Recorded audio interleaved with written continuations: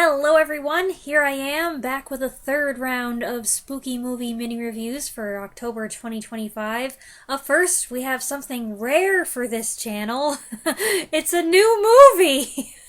2025's Primitive War. It's Vietnam, 1968. A special army unit known as Vulture Squad is sent in to find the missing members of a Green Beret team and find themselves being hunted by prehistoric beasts. It's Platoon meets Jurassic Park. When this came out near the end of the summer, I caught one ad for it and was like, what is that? I want to see that! It looks awesome! But this independent feature was only in theaters for a limited time. When I saw that ad, there were just 2 days left of its run, and there were no good showtimes at my local theater, so I missed it. But I was intrigued, so I waited eagerly for it to be available to stream. It is available now, and since it is a horror movie, and a war movie, and a sci-fi movie, it qualifies for spooky season. When you hear the concept Vietnam War but with dinosaurs, you're bound to get a certain mental picture, and this is pretty much what I was looking for, plus or minus some elements.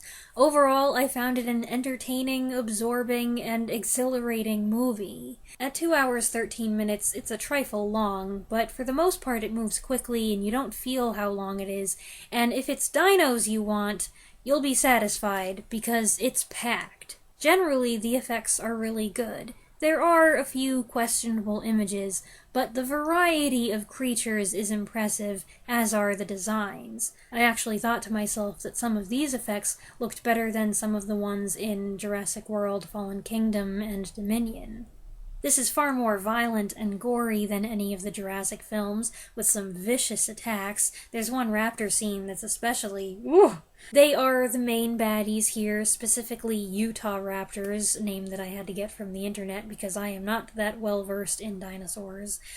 The bewildered and terrified locals keep complaining about their people being taken away by so-called demons, which seems an odd way to describe dinosaurs, but then there's a striking moment late in the film when you see the raptors approaching with these devilish grins, and they really do look evil. The movie does have a bumpy start. I would say that the prologue is more or less expendable, and then it cuts away to the most cliched Vietnam War movie introduction possible, choppers flying toward the camera, backed by the opening to Fortunate Son. My eyes rolled so far back in my head as I thought to myself, oh please. In the beginning, there's some audio imbalance issues where certain lines of dialogue get drowned out. I had an especially hard time understanding anything that this guy would say. I don't know, he needed to speak up or stand closer to the mic or something. Fortunately, I don't think he said anything that was important, and honestly, he could have been cut from the movie. I'm sorry. There is also an excessive amount of swearing. Now, obviously, there are gonna be F-bombs in a modern R-rated war movie, and it's even more understandable given the intense situation and the desperate mood. It's just that the frequency here got a little absurd, and personally, this doesn't have anything to do with the fact that I myself don't swear. It's not about being offended by all the swearing. I just feel that having a plethora of F-bombs makes your dialogue sound kind of lazy and uninteresting, even if it is realistic. And the explanation for how the dinosaurs came to be there...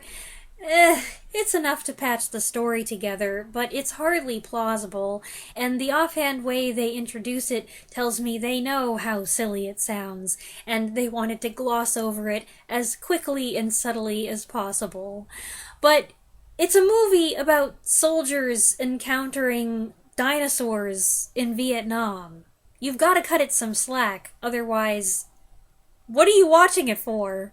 The part where I started to particularly enjoy myself was the montage of the guys picking their way across the valley to John Fogerty's solo cover of Run Through the Jungle, encountering all these unique dinosaurs. You see them experience terror, awe, and eventually wary acceptance of this insane pickle they're in. It was entertaining, it was a good way to cram in more dinosaurs, and it helped you draw closer to the characters. And then the ending really goes nuts, which is exactly what I would expect.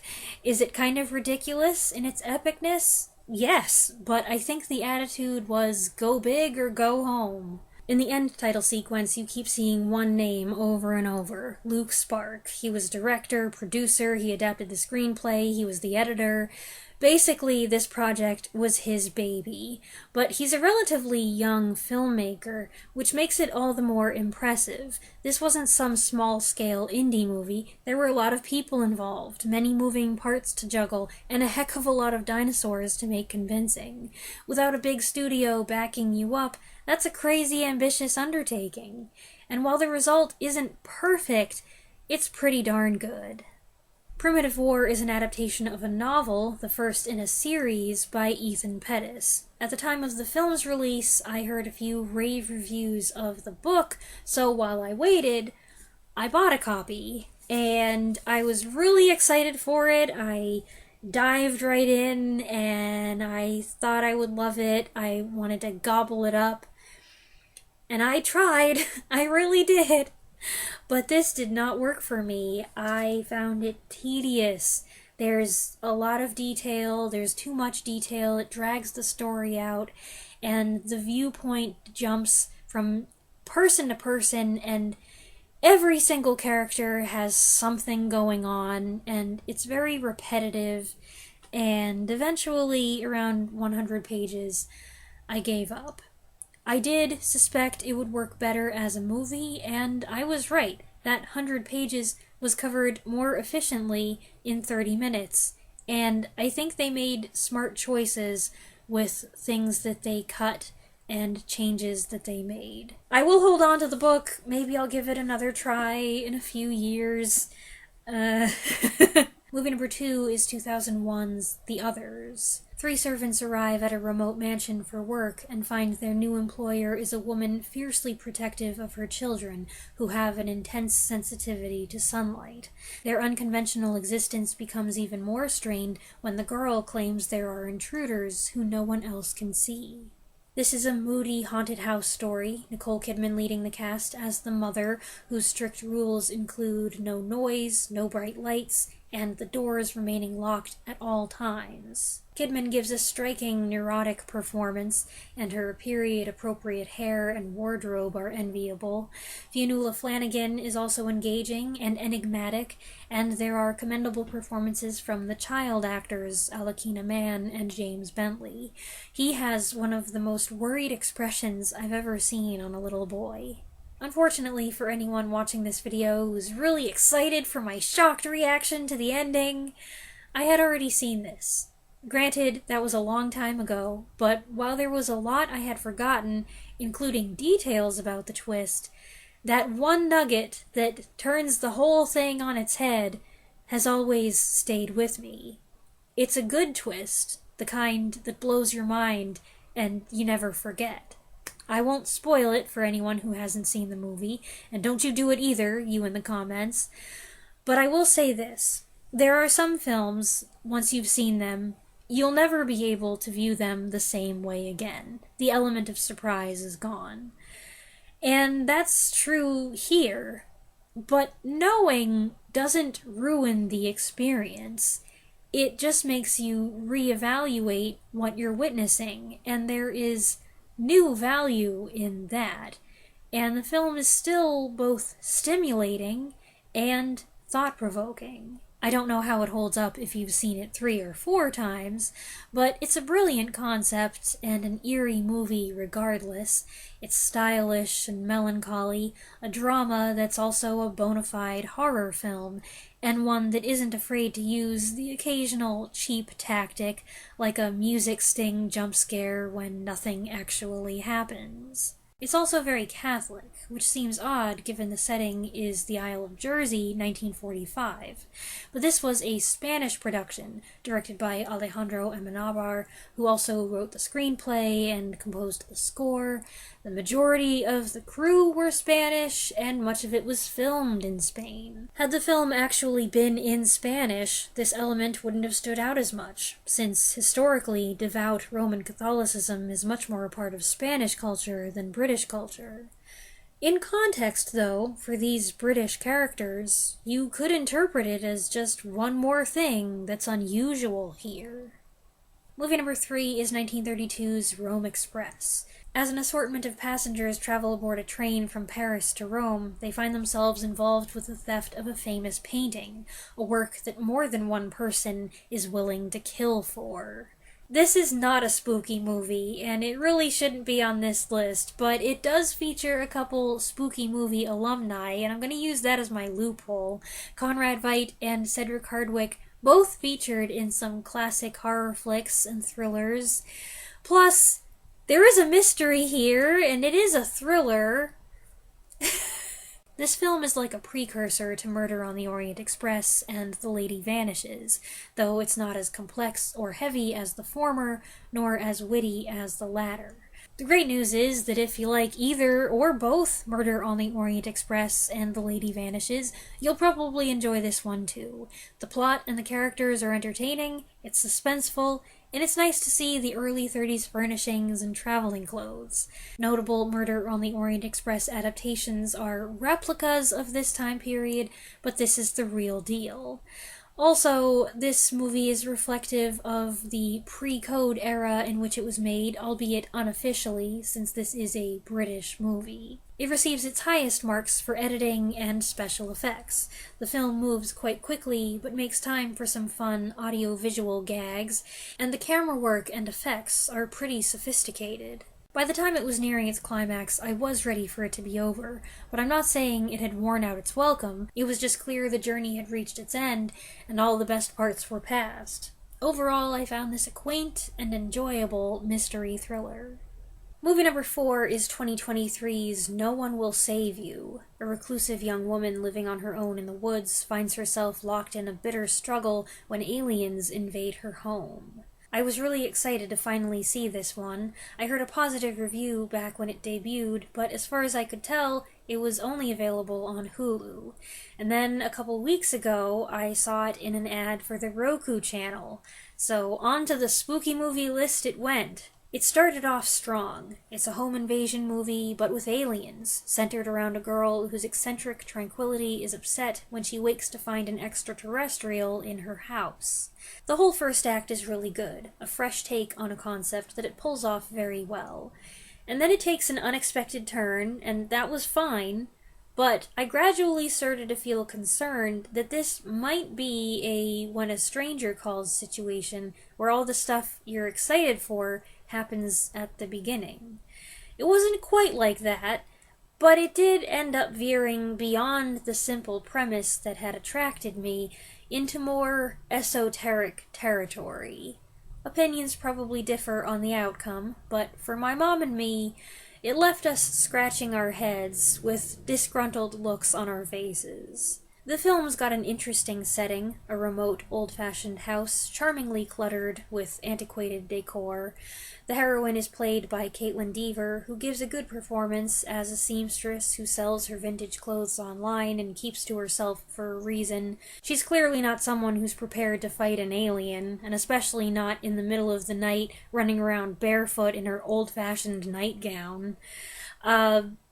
There's a lot of shots of her bare feet, by the way. I thought that was a little weird, and also it drives me crazy when people do that in horror movies. She had some slippers on, and she took them off in a very illogical moment where I was like, stepping out of your shoes like that is not going to keep the floorboard from creaking. That doesn't make any sense.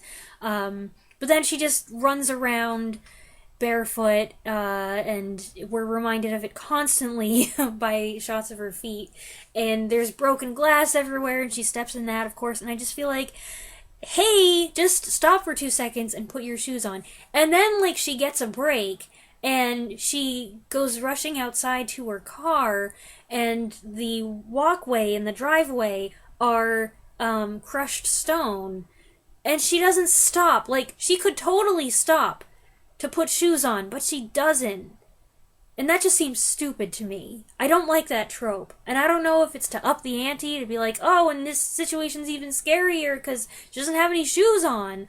Or Is it just to appeal to the freaks in the audience? Anyway, as for the alien design, it's surprisingly familiar, a throwback to the classic Roswell depiction, the Barney and Betty Hill depiction, and then later they introduce some variations, including one that's freakishly tall and gangly. That was creepy. There's other recognizable imagery that echoes Signs, Independence Day, Invasion of the Body Snatchers, Close Encounters of the Third Kind, and Fire in the Sky. All great alien movies.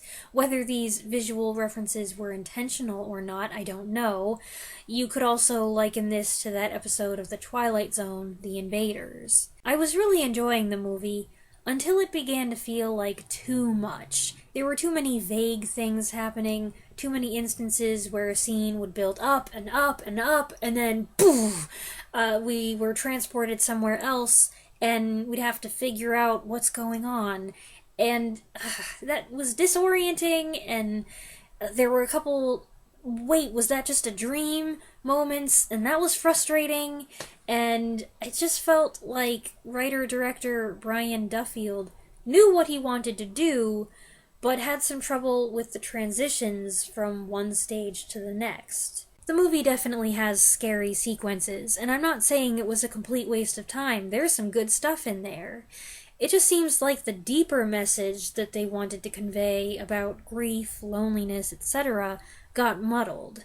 At the end, we had a number of questions and theories, but no clear answer as to what we were supposed to extrapolate, and whether it was a satisfying resolution.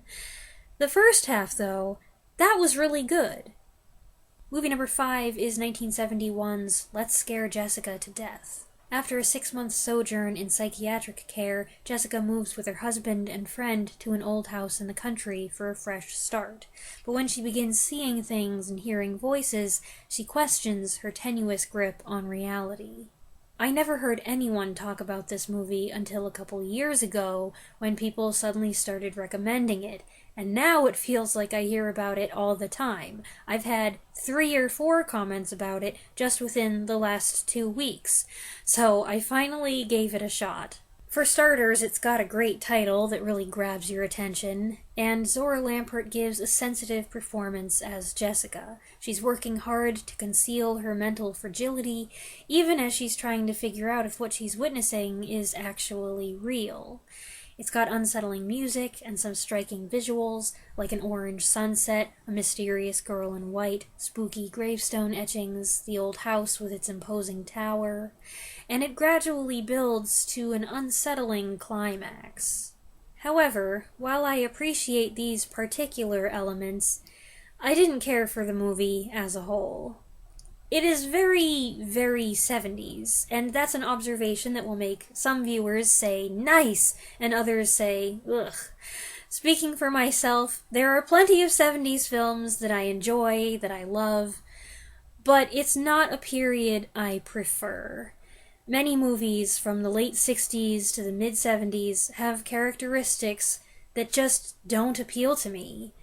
And while this one is on the tamer side, as far as some of that goes, it's still a good representation of that 70s style. It moves at a sedate pace, fans call it a slow burn, with an earthy vibe, including remnants of hippie culture.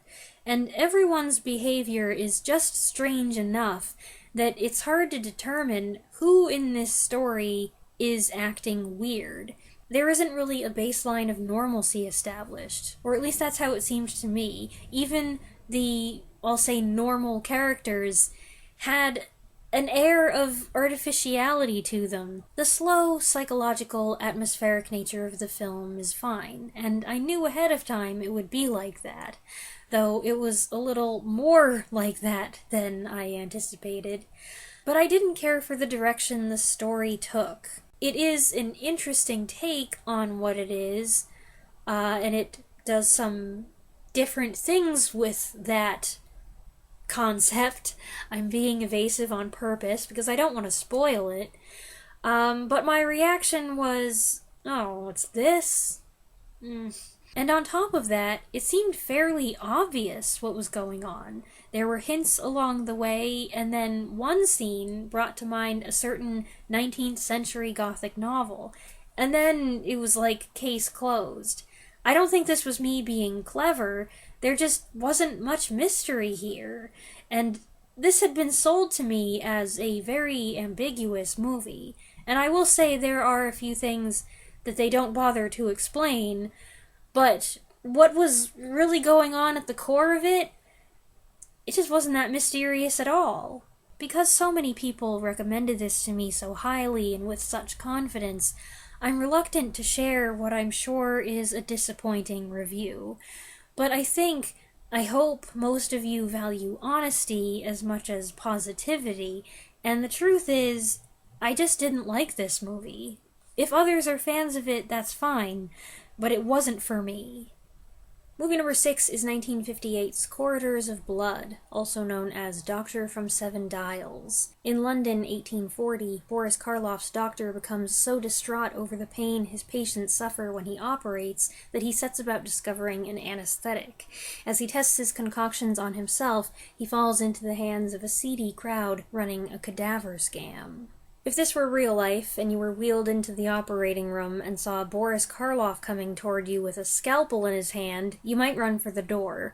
But in this case, at least, Karloff's doctor is a good man, kind and gentle, with a great bedside manner. He's a bit of a sad Dr. Jekyll type, a man with noble intentions, scorned by his peers, who falls under the influence of some potent drugs. The other notable star is Christopher Lee, who, thanks to Curse of Frankenstein and especially Horror of Dracula, was just breaking out after toiling in the business for a decade. His character, Resurrection Joe, is sinister and ruthless, often lurking or leering in the shadows and taking any opportunity to commit some wicked act. I've been reading Lee's autobiography this month, and he speaks with great reverence about Karloff, who became a good friend and a mentor, particularly as Lee found his own career following a similar path. This very much resembles a Hammer horror movie. It isn't, not just because of Lee's presence, but the subject matter, the style, the questionable scientific methods, splashes of blood, and half-dressed bewigged women carousing with ruffians in a bustling pub. The oddity is that it's in black and white instead of vivid color. Not that I'm complaining, I love black and white, and it has its advantages. Admittedly, this was never really spooky, and it tends to drag in some places. It's a grim thriller, though, telling a compelling story of a compassionate man in a gruesome profession who seeks to improve things and instead runs into some malicious baddies. And movie number 7 is 2009's Cropsey, a Staten Island-based documentary that explores the links between an urban legend, a string of missing children, and an old hospital for the mentally ill. I saw this described months ago as one of the most disturbing documentaries out there, so I saved it for spooky season, and yeah, I was disturbed. Of this batch of movies, this was the creepiest to me, the one that gave me goosebumps and left me feeling uneasy afterward. It touches on quite a few topics, and eventually revolves around a criminal trial, with the filmmakers exploring the past and the present, and wondering why things happened. The notorious Willowbrook State School is also directly related, and hearing about that, and seeing footage of it, was just awful. Horror movies about fictional monsters are fun and all. Well, some of them are more fun than others, but for something really frightening, nothing beats a true account of someone's sick and evil deeds. And this is the kind of thing that gives you that keen sense of dread, that tightening in your chest, chills down your back, knot in your stomach, am I scared or do I have to go to the bathroom feeling.